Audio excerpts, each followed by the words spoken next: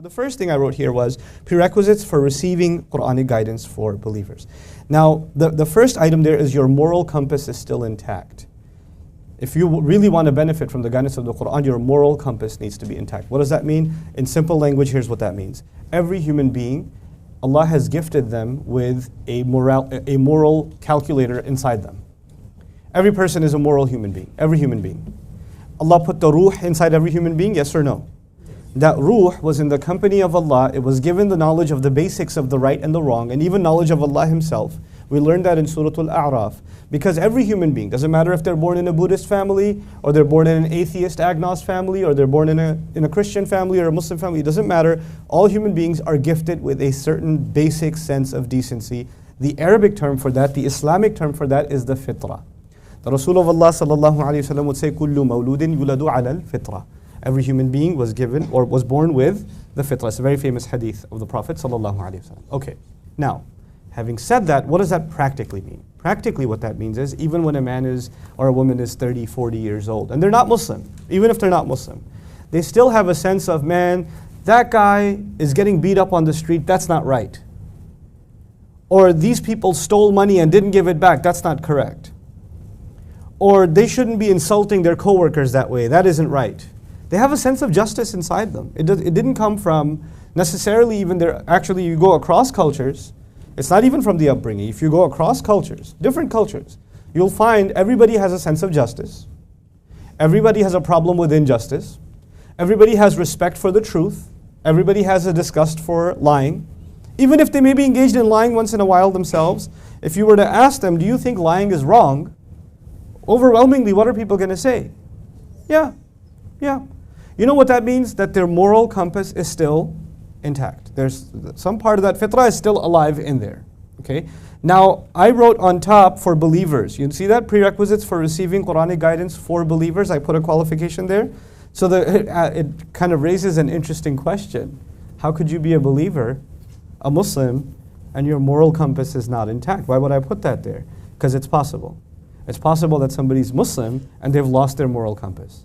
They don't have a conscience anymore. It's very possible. It's actually possible that they have a lot of knowledge of the religion and they have no decency left. That's possible too. Allah talks about that problem in the Quran. On the outside a believer, on the inside something filthy, something disgusting. That does happen. Okay. So now how do you and I know that our fitrah is still intact? There are certain qualities that Allah highlights that a human being should have in the Quran that they all go back to the fitrah. So I won't give you all of them, but I'll give you a handful, and you could pick, paint the rest of that picture yourself. Gratitude is a quality that a person should have if they have their fitrah intact. Now let's test that a little bit. If somebody does something nice for you, you're at the airport, you dropped your bag, somebody picked it up and handed it to you. What's at the very least, if you're half decent a human being, what are you going to do? Thank you. Do you have to be Muslim for that? No. So a sense of gratitude comes with being decent. You understand that? So gratitude is a fundamental quality of the fitrah, one of them. Okay. Thinking is a quality of the fitrah. To be able to think and process, that's a human gift that Allah has given us. Patience, kindness. These are qualities that good people have. And these are qualities that Allah highlights in the Quran, or no?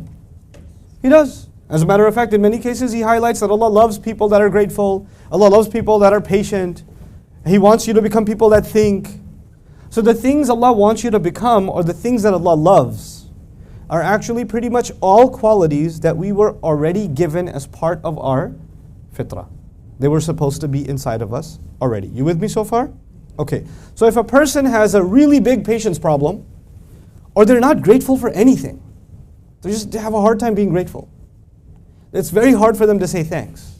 It's very hard for them to be humble. Humility is another actually fundamental quality of the fitrah. And humility has many levels, but the first of them is to be able to admit your mistakes, to be able to admit you're wrong, or you're not the best, or to be able to admit someone's doing a better job than you are, right? Some people have a really hard time with that, to be able to admit their mistake. So if your fitrah is not intact, then you're going to have a hard time with the Quran. Now let me tell you what that means. That means that you might actually learn a lot about the Quran. You might learn Arabic grammar. It's just been a day for you guys, but you might learn loads of Arabic grammar. You might actually study 10 or 20 tafasir at one time, but you still won't get guidance out of it because fitrah isn't there. So you understand that first prerequisite? Okay? So that's something very internal. Like we have to kind of really gauge ourselves where we are to be able to benefit from this first prerequisite. The second is that you're approaching it as a seeker, not a critic. This is a really important one.